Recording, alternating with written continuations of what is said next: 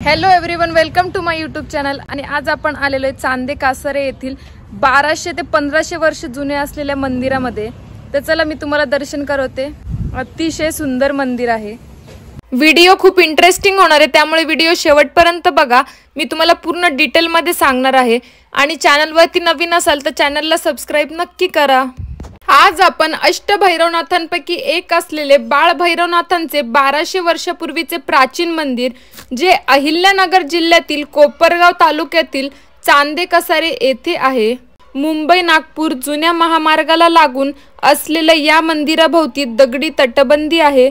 मंदिराच्या मुख्य दरवाजासमोर वैशिष्ट्यपूर्ण अशी गोलाकार दीपमाळ आहे। 1990 मध्ये केलेल्या जीर्णोद्धारानंतर मंदिराला सध्याचे स्वरूप आलेले आहे। या यात्रेतील वैशिष्ट्य म्हणजे येथील हवामान व पावसाच्या अंदाजासाठी करण्यात येणारी होईक। ती ऐकण्यासाठी पंचक्रोशीतील हजारो शेतकरी या मंदिर परिसरात उपस्थित असतात। या मंदिरामध्ये चैत्र शुद्ध त्रयोदशीला होणारी येथील यात्रा खूप प्रसिद्ध आहे आणि हे अतिशय प्राचीन मंदिर आहे। आणि मंदिराची आख्यायिका अशी की पूर्वी दंडकारण्याचा भाग असलेल्या या परिसरात दधीची ऋषींचा आश्रम होता। तेथे नेहमी यज्ञ व धार्मिक विधी होत असत, परंतु काशासूर राक्षस सतत त्या विधींमध्ये अडथळा आणत असे। ब्रह्मदेवाच्या वरदानामुळे काशासूर उन्मत्त झाला होता।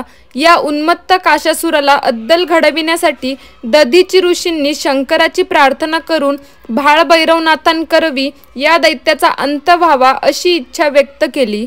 आणि त्यानुसार बाळभैरवनाथांनी काशासुराशी घनघोर युद्ध केले, परंतु बाळभैरवनाथ ब्रह्मचारी असल्याने काशासुराचा अंत होत नव्हता। म्हणून चैत्र शुद्ध त्रयोदशीला येथील जोगेश्वरी नावाच्या मुलीबरोबर त्यांचा विवाह लावण्यात आला।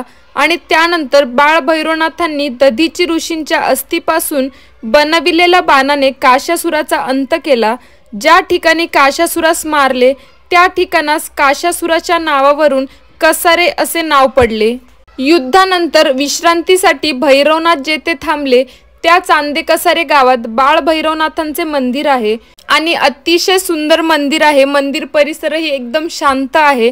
आणि याच मंदिरा शेजारी ना आपल्याला आणखीन काही मंदिरे पाहायला मिळतात आणि ते सुद्धा अतिशय सुंदर आहे। ते प्राचीन नाहीयेत, ते नुकतेच बांधलेले आहेत असं मला तेथूनच माहिती मिळाली आहे।